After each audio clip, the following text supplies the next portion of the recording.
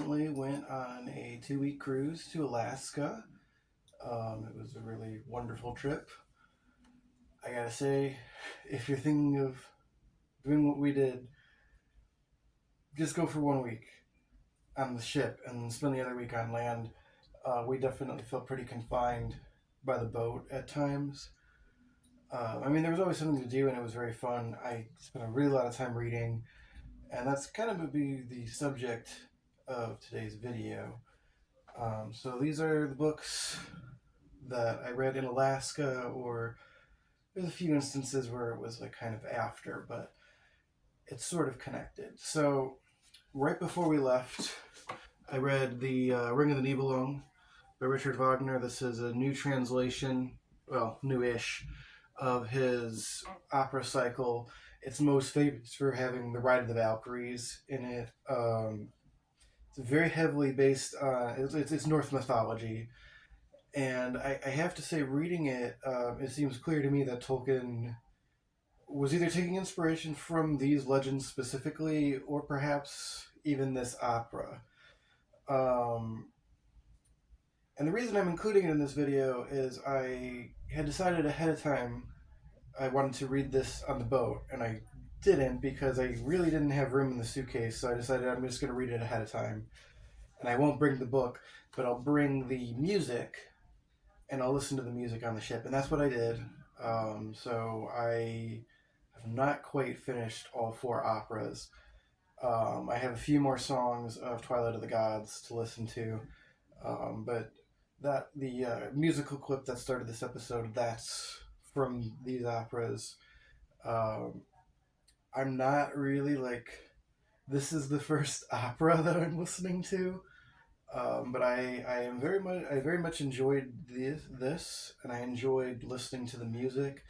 I thought it was really fascinating, and getting to listen to it while watching fjords pass by and just the landscape of Alaska was really a breathtaking experience, and I truly highly recommend it because it's not the same fjords that is in the Wagner work, but fjords and glaciers kind of all look the same. So it sort of works. Then I read the short story collection, The Haunted Hotel and Other Stories by Wilkie Collins. I'd actually read The Haunted Hotel before, but it was really nice rereading it because I wasn't a huge fan of it the first time I read it, but I came across this edition, and I have since read Mad Monkton by Wilkie Collins, and I was like, that was a really fun ghost story, so I wanted to reread this one. And it is a little slow, even though it is a novella, but I did enjoy it, and I really enjoyed a lot of the stories in here. I don't think there was a single one that I disliked, but they were all pretty interesting. So anyway, I do recommend this collection. I was reading a book on the plane that I was tired of, and so they had a book swap on the ship library. So the book that I grabbed in its place was Piranesi, I think that's how you say it, by Susanna Clark. And this was an absolute, I loved this book, and it was absolutely fascinating reading it on the cruise ship. So the premise is about Piranesi, I guess, for lack of a better name at the start, lives in this labyrinth. It's a series of connected rooms, and the lower rooms are filled with water, and the upper rooms are filled with clouds. And sometimes the tide comes in, and he's learned to live in this strange set of rooms with beautiful statues. And it's just very interesting because the cruise ship kind of felt like that. It was very easy to imagine this happening in the atmosphere of the cruise ship because they just had a very beautiful artwork and statues everywhere. In front of the coming up the staircase by the cafeteria, they had these 2 beautiful French bronzes from the 1800s, and it's just this beautiful statue of double statue of a woman, and I don't know, it's just like everywhere on the ship was like that. There was always some sort of like crazy decoration, and obviously most of them were recreations, but those ones were real. Um, and it was a very interesting atmosphere. It was the perfect place to read this book. I absolutely loved it. I'm gonna have to check out Doctor. What's the order of them? Jonathan Strange and Mr. Norrell. Because I had tried to read it before and I didn't really get into it, but I'm gonna give it another chance because I really liked this one so much. And I think I had a couple books that I don't have copies of. Oh yes, okay. So I read The Color Purple on the boat, and then we ended up watching the movie when we got home. But the book is so good. The book is so good. It's heartbreaking, but it's really, really good. It was Juneteenth on the boat, so I was like, I gotta read an author of color, at least one. And so I was really happy they had The Color Purple. It's a masterpiece. It's very upsetting.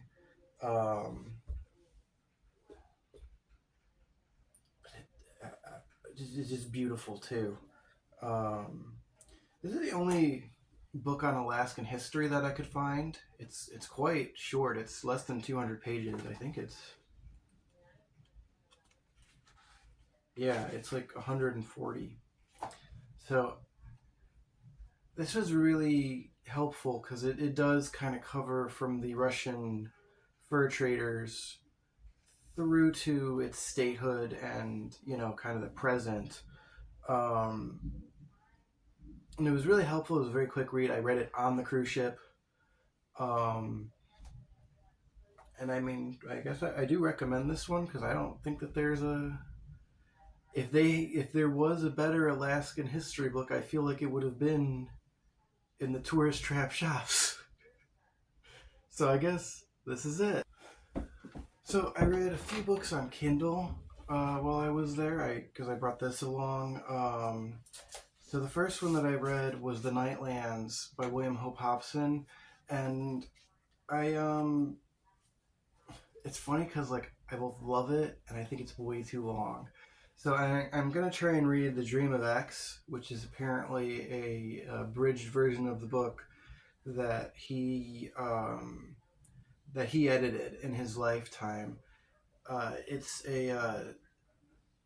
one of the earliest examples of the dying Earth subgenre. So it's set far in the future, and the main character is in like psychic contact with this giant monster that like protects his society, and everybody lives in a pyramid. And then he has to go out into the wastelands, the nightlands. He's trying to meet the reincarnation of his lost love because I didn't mention there's a frame narrative of this is a dream that a 17th century man has.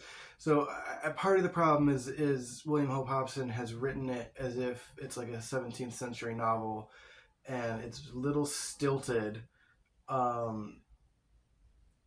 I kind of just love it because the world was so cool and crazy. So I'm really hoping that like The Dream of X makes a more readable version of it, and like I can just read that.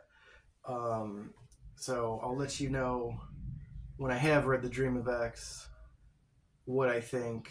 Because I really heavily skimmed the second half because like I was very diligent with the first half, but I was just like I can't keep going with this in the way because it would be like, oh, I went out into the nightlands and I'm fighting stuff, and then I bathed, and then I ate, and then I got attacked again, and it keeps going like that again and again and again.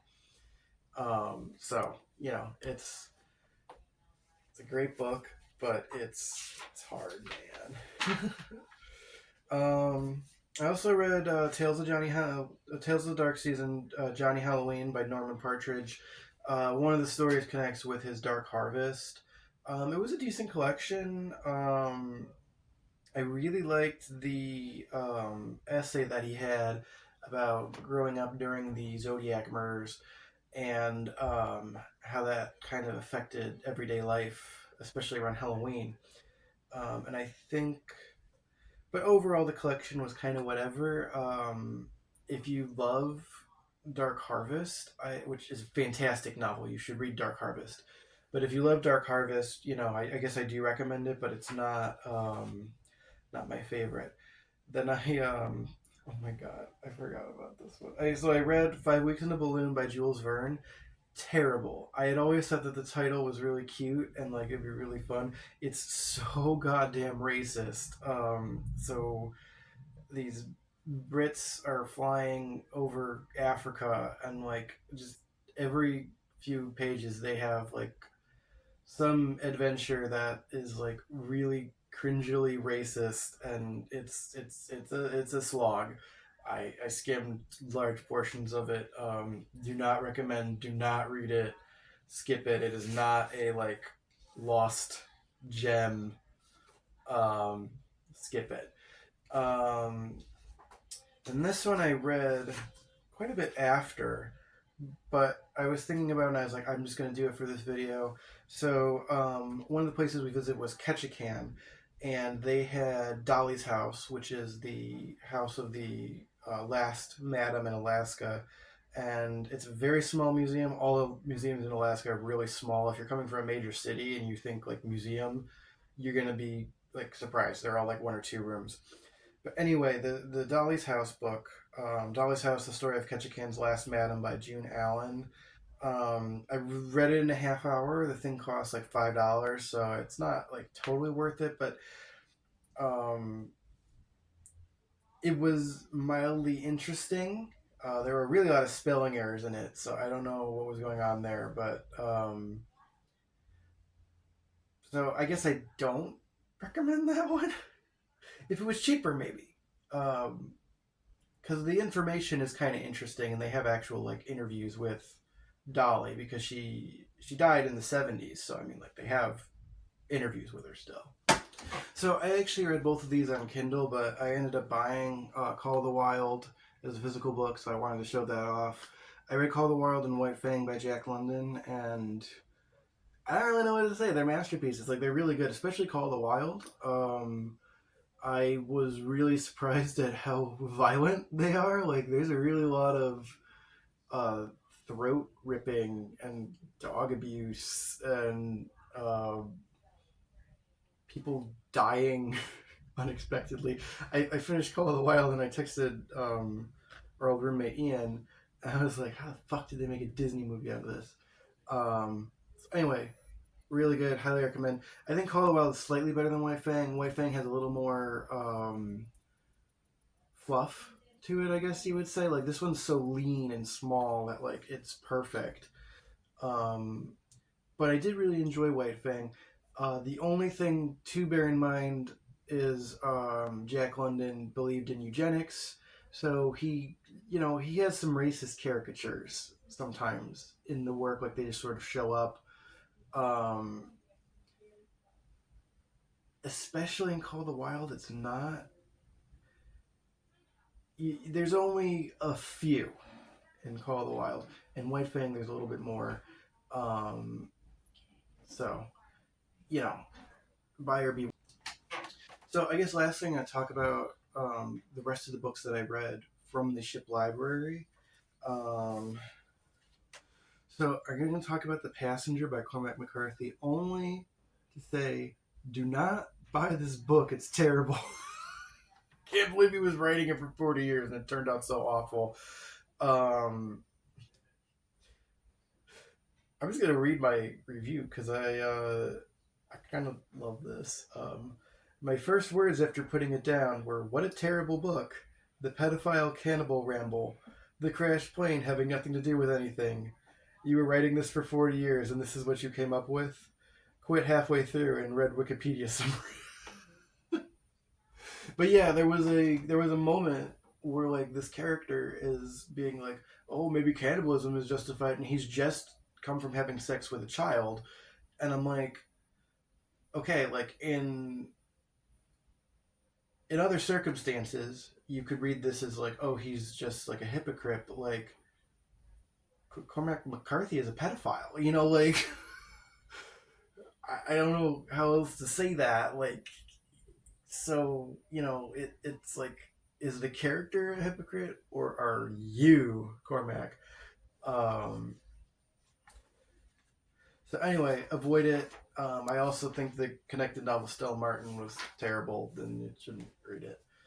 But I actually didn't try it, so who knows? Maybe it reads well. But the Wikipedia description made it sound awful. Then I read the sequel to Magpie Murders, Moonflower Murders by Anthony Horowitz.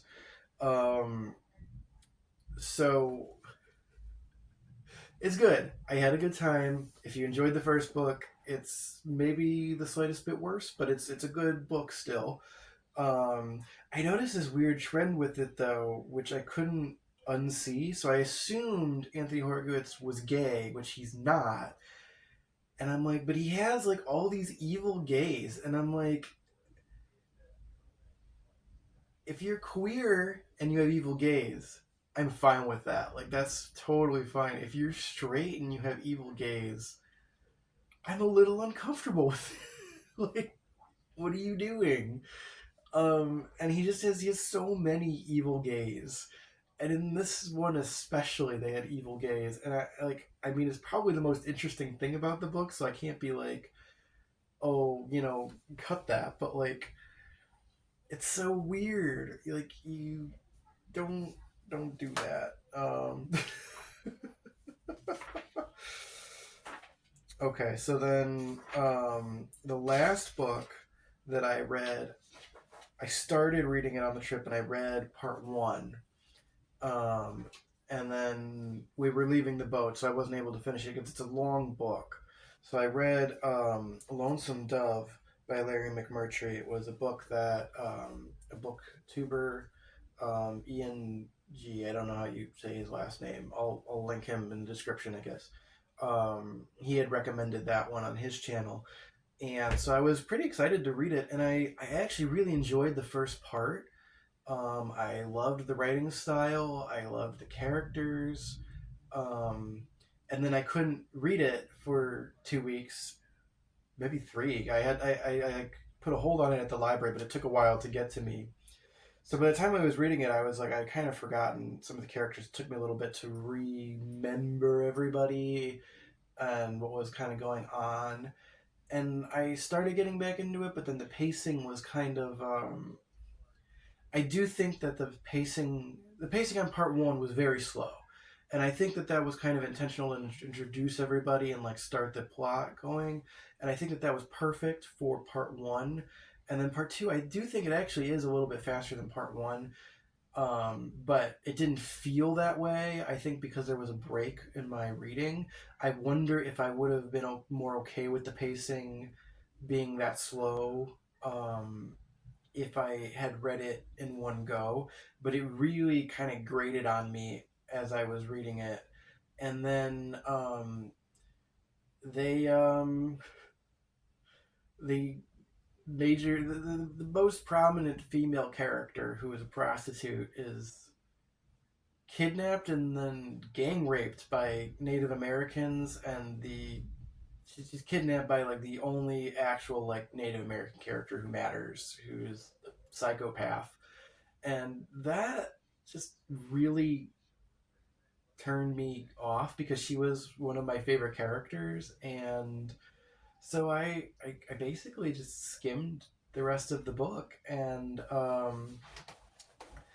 it felt kind of arbitrary. I mean, like, I don't know, the book just, it's one of those things where like it had so much going for it that I was really enjoying, and then it just fell apart to my mind. I was very disappointed, actually.